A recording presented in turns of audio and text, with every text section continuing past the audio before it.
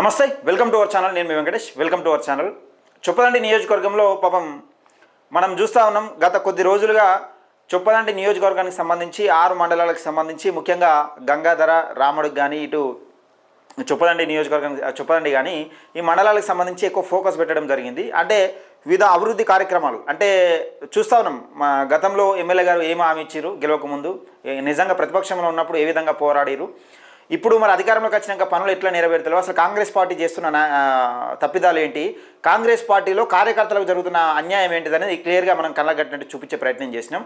అదేవిధంగా ఈ ముఖ్యంగా చెప్పాలంటే మట్టి మాఫియా గురించి అనేక కథనాలు మనం చేసినాం. ఎవరు ఏ రిపోర్టర్ కూడా సాహసం చేయలేని సాహసం మనం చేసినాం.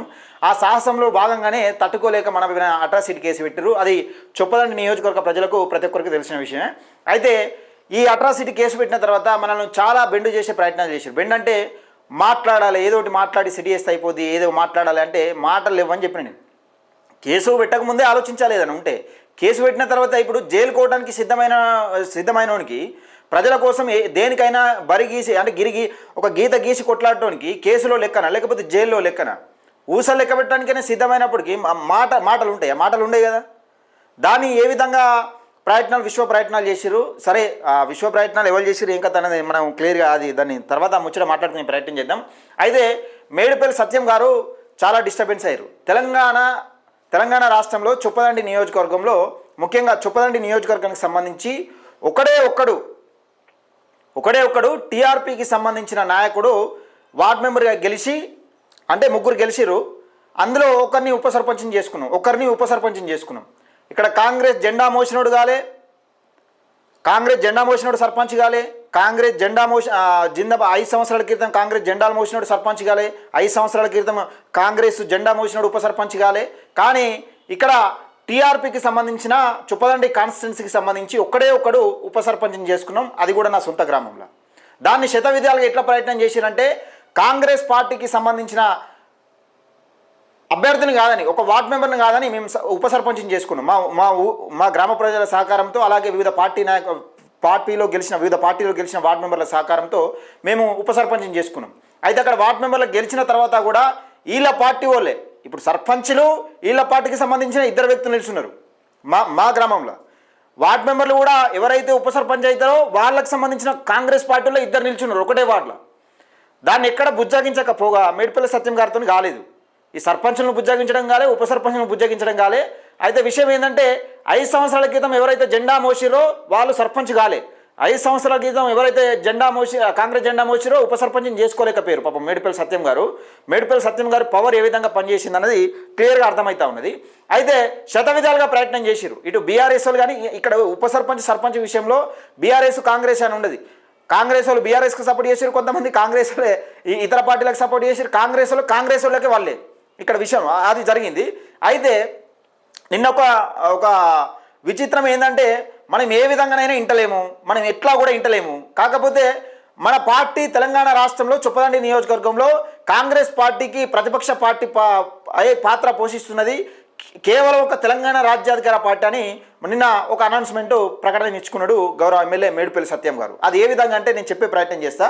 దయచేసి ఈ వీడియోను ఎక్కువ మందికి షేర్ చేసే ప్రయత్నం చేయాలి. ఎందుకంటే తెలంగాణ రాజ్యాధికార పార్టీ కేవలం అతి కొద్ది రోజుల్లోనే చొప్పదండి కాన్స్టిట్యున్సీ మీద ఫోకస్ పెట్టి ఒక్కరిని కాళ్ళ బల్పం కట్టుకుని సమస్యలపైన తిరుగుతున్న నేపథ్యంలో వీళ్ళు మేడిపల్లి సత్యం గారు ఏ విధంగా డిస్టర్బ్ అవుతున్నారు, చుట్టుపక్కల ఉన్న వాళ్ళు కార్యకర్తలు కూడా ఏ విధంగా డిస్టర్బెన్స్ అవుతున్నారు అనేది నేను క్లియర్గా చూపించే ప్రయత్నం చేస్తా.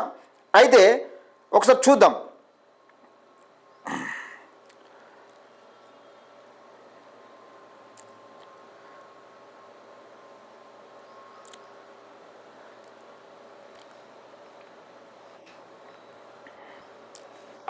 రైట్, ఇది గౌరవ ఎమ్మెల్యే మేడిపల్లి సత్యం గారు నిన్న ఈ పిట్టల కమలాకర్ అని మా టీఆర్పీకి సంబంధించిన నాయకుడు యాక్టివ్గా పనిచేసిండు.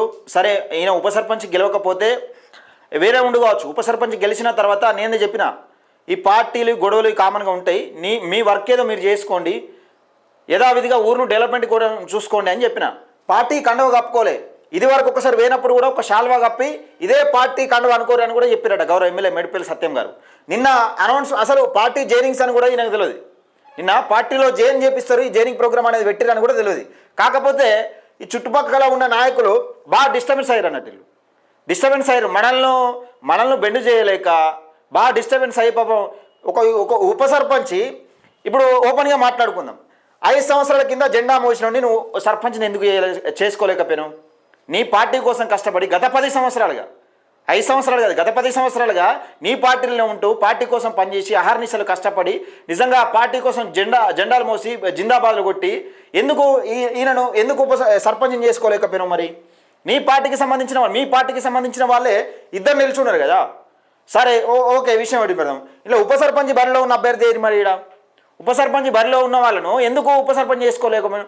లాస్ట్ చివరి నిమిషంలో కూడా ఈయన ఉప సర్పంచ్ అయితా అంటే ఇక్కడ ఎవరెవరైతే ఈరోజు కండవలు కప్పడానికి గొప్పగా చెప్పుకుంటున్నారో, ఒక సర్పంచ్ తప్పితే గెలిచిన అభ్యర్థి తప్పితే అందరూ ఈయనను గెలిచిన అభ్యర్థి తప్పితే ఇందులో ఉన్న కొందరు కాంగ్రెస్ పార్టీకి బీఆర్ఎస్ కూడా చెప్తున్నారు, బీఆర్ఎస్లో కొందరు వాళ్ళు ఈయనను అడ్డుకునే ప్రయత్నం చేశారు. ఉప సర్పంచ్ ఎట్టి పరిస్థితుల్లో కానియద్దు.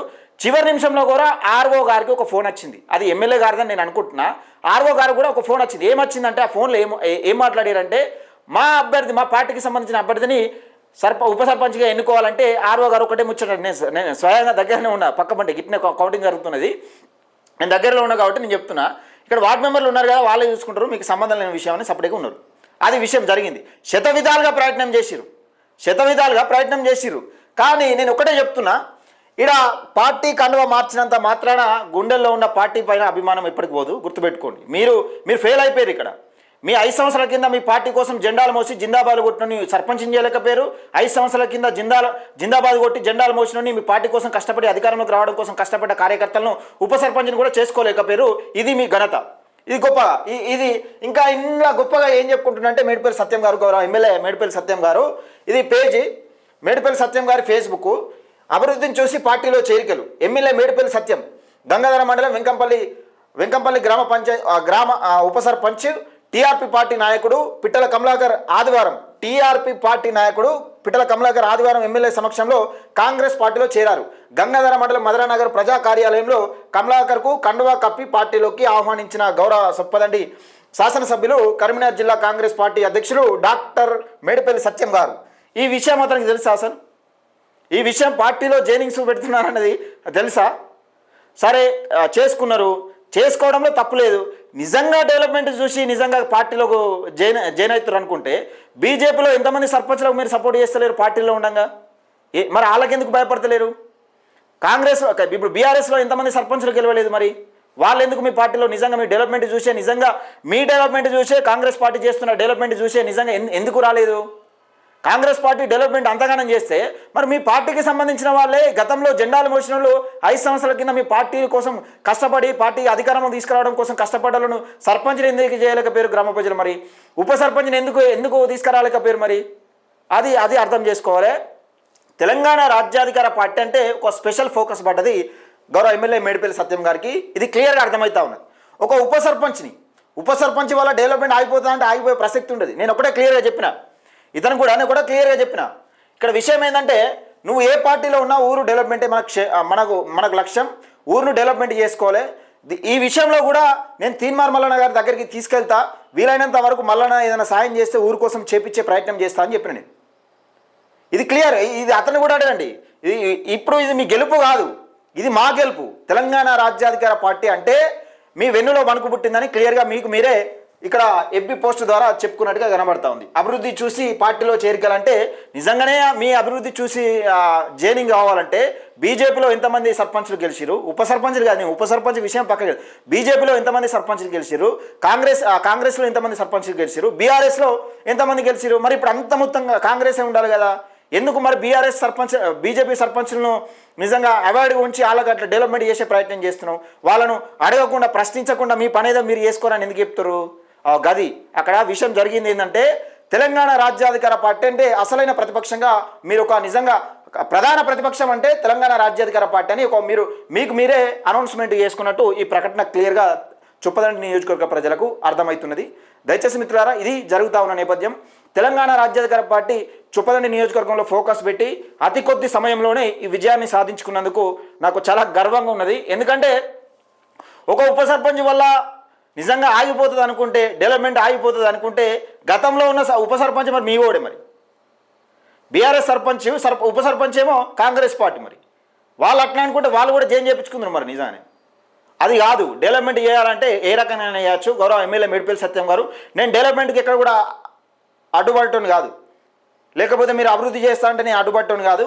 ఇక్కడ చాలా సమస్యలు ఉన్నాయి. మా ఊళ్ళో మా సొంత గ్రామంలో కూడా చాలా సమస్యలు ఉన్నాయి. ఆ డెవలప్మెంట్ ఏదో చూపిస్తారని అనుకుంటున్నా. నిజంగా మీరు డెవలప్మెంట్ చేసే మీరు ఆ డెవలప్మెంట్ చేసే పార్టీలోకి వేస్తారంటే 2 సంవత్సరాలు ఇప్పుడు మీరు అధికారంలో ఉండగానే మీరు అధికారంలోకి వచ్చినాకనే 2 సంవత్సరాల తర్వాత సర్పంచ్ ఎన్నికలు స్టార్ట్ అయినాయి. సర్పంచ్ ఎన్నికలలో ఘోర పరాభవం. అది పరాభవం ఏందనేది మా గ్రామ ప్రజలకు తెలుసు. దయచేసి మిత్రులారా, ఇది చొప్పదండి నియోజకవర్గంలో జరుగుతున్నది. అనేక సమస్యలను వెలికి తీయడమే నా లక్ష్యం. కానీ ఇలాంటి చిన్న చిన్న విషయాలకు లేకపోతే మీరు డిస్టర్బ్ అయినట్టు నేను డిస్టర్బ్ అయ్యే రకం కాదు. మీరు ఎవరితోనే ప్రెస్ మీట్ పెట్టించినా నేను పట్టించుకునే రకం కూడా కాదు. దయచేసి మిత్రులారా, ఇది జరుగుతూ ఉన్నది. చొప్పదండి నియోజకవర్గంలో కాంగ్రెస్ పార్టీ డెవలప్మెంట్ మీద దృష్టి పెట్టాలి. ఇప్పుడు కూడా చెప్తా ఉన్నా, కాంగ్రెస్ పార్టీ డెవలప్మెంట్ మీద దృష్టి పెట్టాలి తప్పితే మనం ప్రశ్నించడం మీద కేసులు పెడతాం, లేకపోతే ప్రశ్నించడం మన పార్టీలోకి తీసుకొద్దాం, ప్రశ్నించడం ఏ విధంగానైనా బెండి చేయాలి అనే ప్రక్రియ అనేది మానుకోవాలి ఇప్పటికైనా. దయచేసి వీడియోని ఎక్కువ మందికి షేర్ చేసే ప్రయత్నం చేయండి, లైక్ చేయండి. మరికొద్ది సేపట్లో ఒక సెన్సేషనల్ వీడియో మీ ముందుకు తీసుకురాబోతా ఉన్నా మట్టి దందా పైన.